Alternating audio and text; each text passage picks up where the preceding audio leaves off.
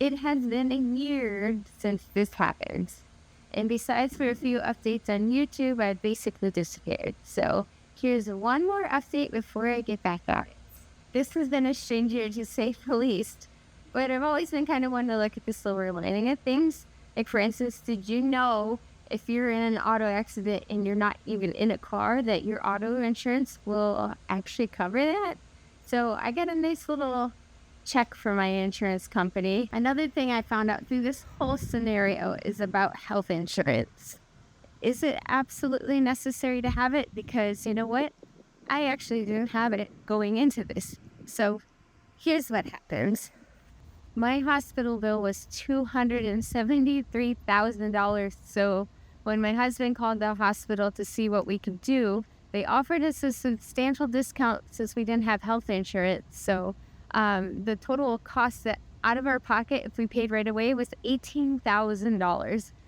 And on top of that, our surgical bill was $4,200, and they dropped that to $3,000. Plus, there were some few other random hundreds of dollar bills there. So it ended up being about $23,000 total, which coincidentally is also how much my GoFundMe raised. Okay, to put this into perspective, the reason why we didn't have health insurance is because we wouldn't qualify for anything affordable, so it was going to be $750 a month, plus a $10,000 deductible. So I always told my husband, unless something serious happens, we really don't need insurance. Well, I put that theory to the test. And it seems like we really didn't need health insurance, so I'm not running out to get it. Whew. All right, I had to change locations because even though it's only 99 degrees outside, my phone stopped working, so I was recording a bunch of stuff and it's not there. But anyway, the next topic I want to touch on about is GoFundMe. I had no idea what was going on because my mind was totally gone for at least a week during this whole process. But a friend of mine happened to come across the accident and he saw my bike. So he knew it was me. And he got the word out within like an hour. Everybody in the whole community knew about my accident.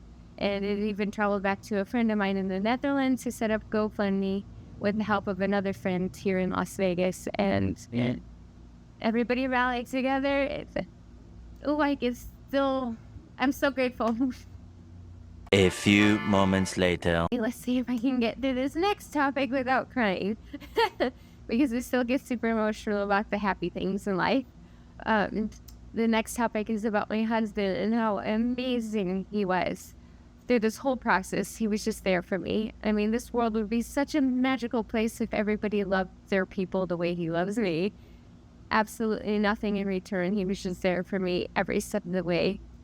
And he even took a break from YouTube, and he did an update video to say why he disappeared. And he has 3.7 million subscribers. And if any of you are watching this, you all rallied behind me in the comments. I read them all, and I hope to someday respond to them all. It'll be hard, but your comments meant the world to me and made me smile, and it helped drive me forward. So thank you so much.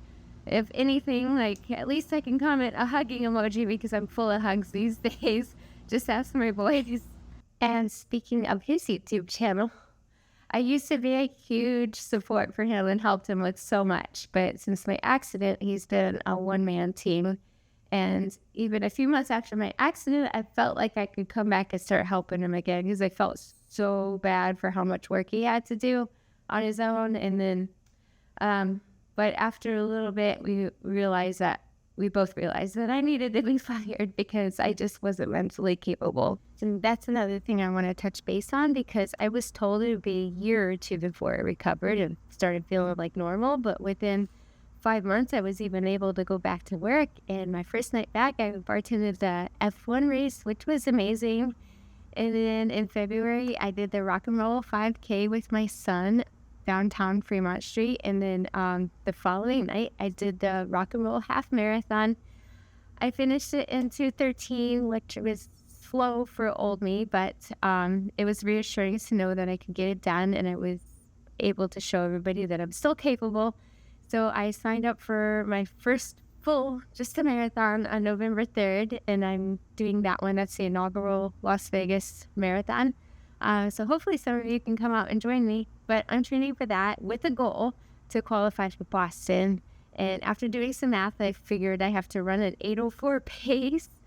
And since my Garmin's yelling at me every day to run a 10:40 pace still, if I go any faster, it's yelling at me I'm going too fast. So I'm not confident I'll be able to do an 8:04 pace, but I'm still remaining optimistic because I have 4 months left to train.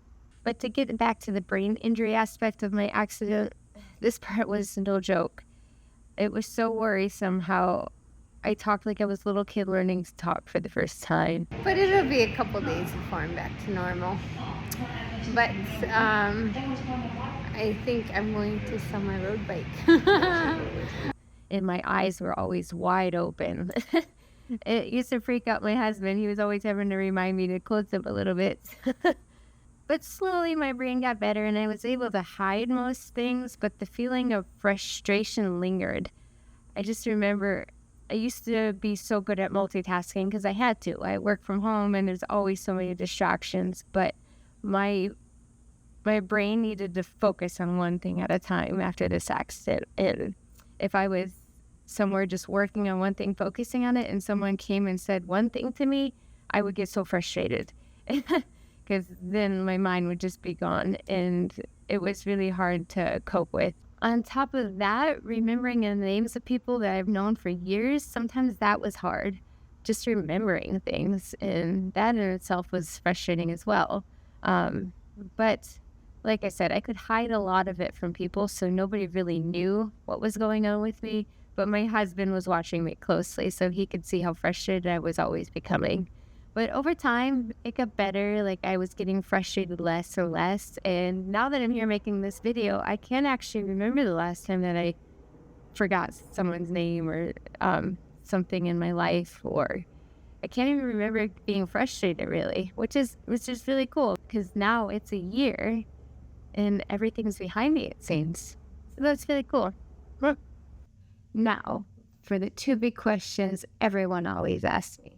Do I still ride my bike, and will I do any more triathlons? Yes, I still ride my bike, but I haven't done much lately because of all of this marathon training. But I did fix up my bike so it's good enough to ride on the trainer, which is where I have been doing all of my riding on Ruby. The good thing about Ruby is you can ride your bike anywhere in the world from the safety of your own home. Will I ride outside again? Maybe. That's why I have this gravel bike that the last time I rode it was in Kansas at Unbound in 2023. But I'm hanging on to it just in case because I did promise my husband and son I won't risk putting them through that ever again. So I will not be riding my bike anywhere that cars can get to me because my boys are more important than that. And I'm a triathlete, or at least I was. So I always have swimming and running I can do outside instead. Which brings me to my last topic, triathlon. Will I ever do another one? It was always a goal of mine before the accident, even way before the accident, that I wanted to do one full Ironman, qualify for Worlds, and do Kona, just basically 2 and done. I did do one full distance challenge race, but I can't say I'm an Ironman after that race. That's the goal of mine. I don't want to get the tattoo or anything, but I want to be able to say that I'm an Ironman. After everything I went through in life, that's like easy compared to everything else. So why can't I say I'm an Ironman? So I have been in touch with Ironman, and they have 13 full distance races around the world in which cars have no access to the bike route. So I haven't decided it's worth doing yet, but I guess I am sort of thinking about it. It's just not a priority. So let me know in the comments which of these races you think I should do, as well as coinciding with that family vacation. I know this channel has basically been about my accident in the past year, but to be completely honest, despite this hole in my head, I don't really have any reminders of the accident, and I don't spend much time thinking about it, to be honest. So in my mind, it was just an inconvenient hiccup that lasted for a bit. And even when I was wearing the halo, I knew it was temporary. So I was totally okay with the discomfort just because I could see the end of it. But moving forward, I'm going to focus on getting back to normal and leaving this all behind me. if anyone has any questions or is going through anything similar, then I totally don't mind answering any questions you may have. Like talking about it's not a big deal for me. But moving forward, this channel is no longer going to be about my accident. If you're interested in following along on my journey, I would love for you to reach out to me on Instagram. I'm actually good about posting updates there through my stories, and the community there just gives me happy feelings. I've made so many amazing real life friends through Instagram, so if we aren't already, maybe we can become friends too.